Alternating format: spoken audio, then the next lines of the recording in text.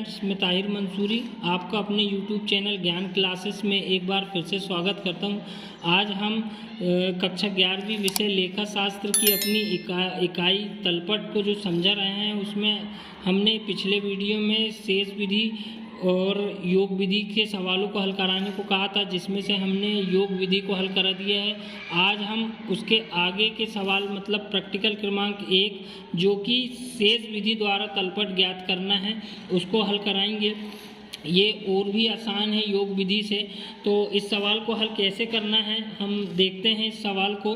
तो सबसे पहले लिखा है, नितिन की खाता बही से 31 दिसंबर 2015 के लिए प्रत्येक खाते के दोनों पक्षों के योगों से शेष विधि द्वारा शेष परीक्षण तैयार कीजिए। अर्थात तलपट तैयार करना है, लेकिन शेष विधि द्वारा तलपट को तैयार करना है। तो शेष विधि में जो सवाल दिए रहता है सवाल, उसके अंतर्गत पूंजी दी है डेबिट पक्ष में 5,000 और क्रेडिट पक्ष में 50,000 रुपये। भवन दिया है 20,000, इधर डैश है। इधर कार्यालय फर्नीचर खाता 4,000 और इधर 4,500। क्रय खाता जो है 30,000 और यहाँ 600 रुपये है। विक्रय खाता क्रेडिट में भर दिया 40,000। रमेश का खाता दिया 15,000 और 18,000। इसके आगे सवाल और दिया गया है। तो सवाल में ये सुरेश का खाता दिया 19,000 और 14,000। मदन का खाता दिया 20,000 और 20,000। बैंक खाता दिया 83 और 75। रोकड़ खाता दिया 74 और 69,000। और रोकड़ खाता जो दिया है 74 और 69,000 है। और बट्टा खाता 1,300 और 2,000 है। और प्रारंभिक खाता जो दिया है 17,800 और इधर डेट्स। अब इस सवाल को हम कैसे हल करेंगे हम बताते हैं। इस सवाल को हल करके आपको, इस सवाल में जैसे पूंजी खाता लिखा है 5,000 और 50,000, तो जिस साइड ज़्यादा रकम रहेगी उस साइड में कम वाली रकम को घटाकर और योग लगा दिया जाएगा। अर्थात जैसे यहाँ 50,000 और यहाँ 5,000 है, तो 50,000 की साइड में ही 5,000 को घटा के और राशि लिख दी जाएगी। अर्थात यहाँ पर हम लिखेंगे पूंजी खाता और यहाँ पर 50,000 रुपये में से 5,000 गया तो क्या बचा 45,000 रुपये। तो यहाँ पर पूंजी जो आएगी वो 45,000 और इधर साइड डैश हो जाएगा। ठीक है, इसके पहले वाले वीडियो में हमने सब बता चुका है कि विवरण, खाता पृष्ठ, डेबिट रकम और क्रेडिट रकम जो कि प्रारूप में दिया रहेगा, हमें प्रारूप बनाना है। और तलपट जो है किस तारीख को बनाना है तो वो भी हमें बताना पड़ेगा कि 31 दिसंबर को 2015 को समाप्त होने वाले वर्ष के लिए, समाप्त होने वाले वर्ष के लिए।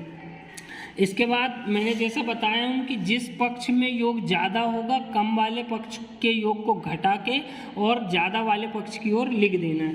दूसरी एंट्री भवन खाता 20,000 रुपये है। इस साइड कोई एंट्री नहीं दी है, तो जिस साइड है उसी साइड में हम उस अमाउंट को लिख देंगे। अर्थात 20,000 डेबिट साइड में, क्रेडिट में कुछ नहीं तो हम उसे डैश कर देंगे। उसके बाद फर्नीचर खाता लिखा हुआ है, तो फर्नीचर खाता और भवन खाता जैसा लिखा वैसा हम उसे लिख सकते। तो फर्नीचर खाता इस साइड डेबिट में 4,000 है और क्रेडिट में 500 है, तो 4,000 में से 500 रुपये गया तो 3,500 रुपये डेबिट पक्ष में आ जाएगा।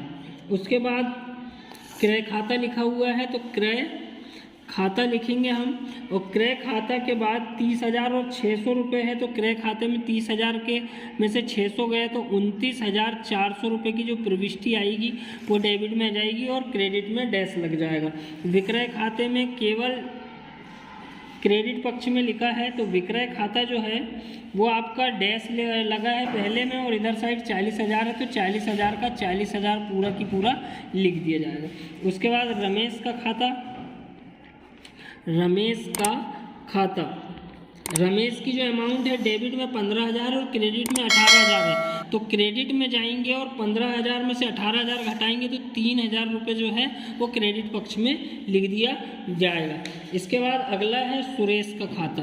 तो सुरेश का जो खाता है डेबिट में 19,000 है और क्रेडिट में 14,000 है, तो डेबिट में 19 में से 14 गया तो क्या लिखेंगे 5,000 रुपये और इधर क्रेडिट में डैश मार दिया जाएगा। उसके बाद मदन का खाता तो मदन का जो खाता है वो 20,000 का 20,000 दोनों पक्षों में लिखा है, तो उसे हम दोनों तरफ डैश मार देंगे। उसके बाद बैंक खाता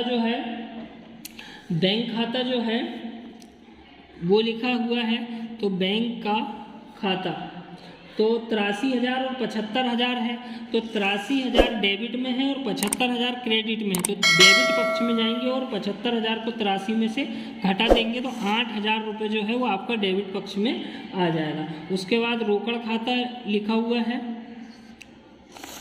रोकड़ खाता जो है वो 1,300 रुपये है और 2,000 रुपये है, तो क्रेडिट में जाएंगे और रोकड़ में लिखेंगे हम 700 रुपये।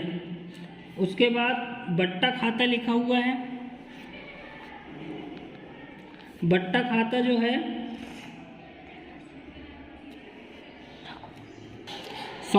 यहाँ रोकड़ खाता जो है 74,000 और 69,000 है, तो 74,000 डेबिट में है और 69,000 क्रेडिट में है, तो 74,000 में से 69,000 घटाएंगे तो 5,000 रुपये जो है वो हमारा डेबिट साइड में आएगा, इधर ये क्रॉस रहेगा, ठीक है। इसके बाद बट्टा जो है वो 1,300 है और 2,000 रुपये है, तो जो बट्टा है वो उसकी एंट्री क्रेडिट में आएगी 700 रुपये से। उसके बाद हमारे पास प्रारंभिक खाता दिया गया है, तो प्रारंभिक खाता जो है वो 17,800 डेबिट में भर दिया है, क्रेडिट में नहीं दिया, तो उसे हम डेबिट का डेबिट में लिख देंगे। इसके बाद हमें सिर्फ और सिर्फ योग लगाना है, यदि दोनों पक्षों का योग सही आता है तो हमारा सवाल सही है, और यदि नहीं आया तो सवाल हमारा कहीं ना कहीं मिस्टेक हुआ है। तो आइए देखते हैं योग लगाकर।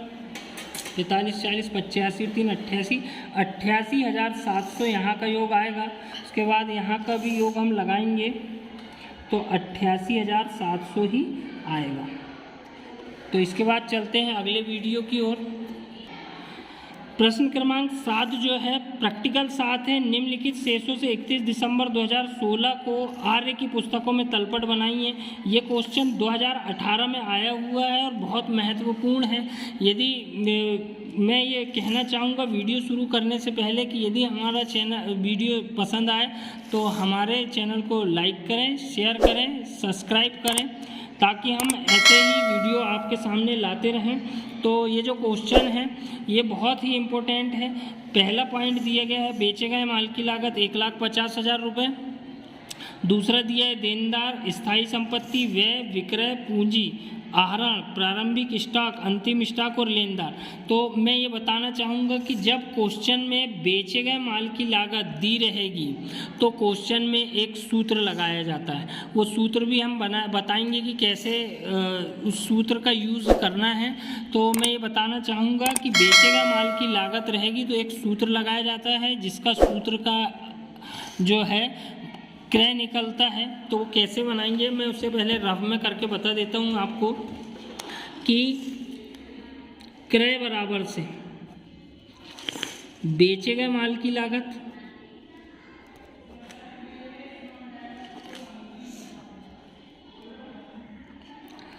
इसमें जोड़ेंगे हम अंतिम स्टॉक,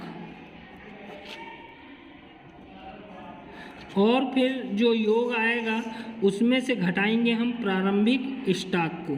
तो इस प्रकार से जो हमारा क्रय है वो निकलकर सामने आ जाएगा, क्योंकि क्रय इस सवाल में दिए नहीं है। क्रय निकालने के लिए जब प्रश्न में बेचे गए माल की लागत दी रहेगी तो हमें एक सूत्र का यूज़ करना पड़ेगा। सूत्र ये लिखा है कि बेचे गए माल की लागत में अंतिम स्टॉक को जोड़ेंगे और प्रारंभिक स्टॉक को घटा देंगे, तो क्रय निकल कर आएगा, और क्रय की प्रविष्टि डेबिट साइड में होती है। तो आइए हम देखते हैं कि कैसा करना है इस सवाल को। तो मैं सबसे पहले बता दूं आपको कि बेचे गए माल की लागत की प्रविष्टि नहीं होगी। दूसरा, देनदार की प्रविष्टि इसमें करना है। देनदार हमें मालूम है कि डेबिट पक्ष में आता है, तो देनदार की प्रविष्टि हम 60,000 रुपये से डेबिट में कर देंगे। उसके बाद दूसरी है स्थायी संपत्ति। तो स्थायी संपत्ति जो है वो हमें दी गई है 50,000 रुपये की, तो वो भी डेबिट में आती है, ये भी हमें मालूम है। इसके बाद तीसरा है व्यय। व्यय जो है वो 20,000 के हैं, तो व्यय भी डेबिट में आते हैं, क्रेडिट में नहीं आता है, तो वो भी डैश। विक्रय, अब विक्रय जो है उसकी प्रविष्टि क्रेडिट में होती है, तो विक्रय जो दिया गया है वो 2 लाख रुपए दिया गया है, तो उसे हमने क्रेडिट में लिख दिया। उसके बाद पूंजी लिखी हुई है, तो पूंजी जो है वो भी क्रेडिट में आती है। 91,000 रुपये पूंजी का कब की प्रविष्टि हम क्रेडिट में करेंगे। उसके बाद आहरण, आहरण की प्रविष्टि होती है डेबिट में, तो ये हमें याद होना चाहिए। तो 1,000 रुपये ये हम डेबिट में लिख देंगे। इसके बाद प्रारंभिक स्टॉक, देखिए प्रारंभिक स्टॉक यहाँ से घटाया भी जाएगा, सूत्र से घटाया भी जाएगा और यहाँ उसकी प्रविष्टि भी होगी। तो प्रारंभिक स्टॉक 60,000 है तो हम उसकी प्रविष्टि 60,000 रुपये यहाँ लिख देंगे, ठीक है। उसके बाद अंतिम स्टॉक और बेचे गए माल की लागत की प्रविष्टि इस सवाल में नहीं होगी, ठीक है। फिर लेनदार, लेनदार हमें दिए हैं प्रश्न में कितने के, 30,000 के। तो 30,000 की जो प्रविष्टि है लेनदार क्रेडिट में आते हैं तो क्रेडिट में हम उसके लिख देंगे। अब हमें सिर्फ क्रय की राशि की गणना करनी है। तो क्रय के लिए मैंने आपको बताया कि जब बेचे गए माल की लागत का सूत्र है, बेचे गए माल की लागत कितनी है, 1,50,000 है, उसमें हम अंतिम स्टॉक को जोड़ देंगे। तो अंतिम स्टॉक का जो मूल्य है वो 40,000 रुपये दिया गया है। इस प्रकार से दोनों का योग करेंगे तो 1,90,000 हो जाएगा। 1,90,000 में से प्रारंभिक स्टॉक जो दिया है उसे घटा देंगे, अर्थात 60,000 रुपये घटाया जाएगा। तो यहाँ पर क्या बचेगा, 1,30,000 रुपये। यही हमारी क्रय की राशि कहलाएगी। क्रय बराबर से 1,30,000 और क्रय की जो प्रविष्टि होती है वो कहाँ होती है, डेबिट में होती है 1,30,000 रुपये की।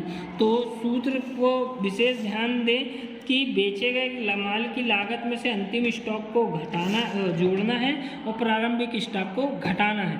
और अंतिम स्टॉक और बेचे गए माल की लागत को केवल सूत्र में यूज़ करना है, उसका जो है तलपट में उसका यूज़ नहीं होगा। तो देखते हैं, अब हम इसका योग लगाएंगे कि दोनों पक्षों का योग सही आया है या नहीं आया है। तो कुल योग करके लिख देंगे। तो यहाँ का योग 2,91,000, 3,21,000 रुपये यहाँ का योग आएगा। 70, 1,10,000, 31, 1,90,000, 1,91,000 और 20, तो 1,30,000 और टोटल जो योग आ गया दोनों पक्षों का योग 3,21,000 और 3,21,000 हो गया है। तो मिलते हैं अगले वीडियो पे। यदि वीडियो पसंद आए तो हमारे चैनल को सब्सक्राइब करें एंड लाइक एंड शेयर ज़रूर करें। धन्यवाद।